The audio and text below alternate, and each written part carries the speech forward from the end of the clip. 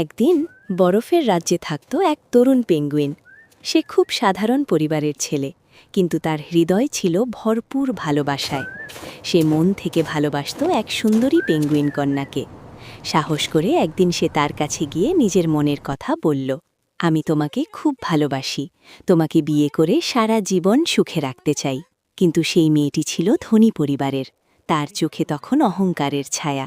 সে ঠোঁট বাঁকিয়ে বলল, তুমি গরিব, তোমার সাথে আমার বিয়ে হতে পারে না। এই কথা বলেই সে সেখান থেকে চলে গেল। চারপাশে থাকা বড়লোক পেঙ্গুইনরা এই দৃশ্য দেখে হাসতে লাগল। তাদের হাসি যেন ছুরির মতো বিঁধল সেই তরুণ পেঙ্গুইনের মনে। খুব কষ্ট পেল সে, কিন্তু কাউকে কিছু বলল না। মনে মনে শুধু একটা কথা ভাবল, আমি প্রমাণ করব যোগ্যতা টাকার চেয়ে বড়। সেই দিন থেকেই সে কঠোর পরিশ্রম শুরু করল। দিনরাত কাজ করল, শিখল, নিজেকে গড়ে তুলল। ধীরে ধীরে সে হয়ে উঠল সফল, সম্মানিত এবং বড়লোক।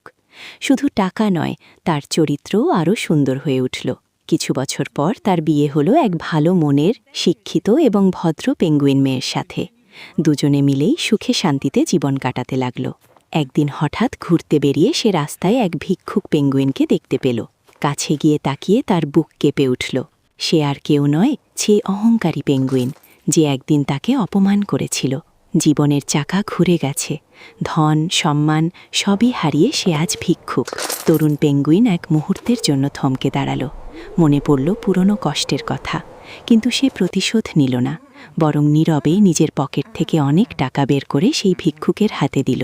কিছু না বলেই সে সেখান থেকে চলে গেল, কারণ সে জানত মানুষকে ছোট করা সহজ, কিন্তু মানুষ হওয়া অনেক বড় ব্যাপার।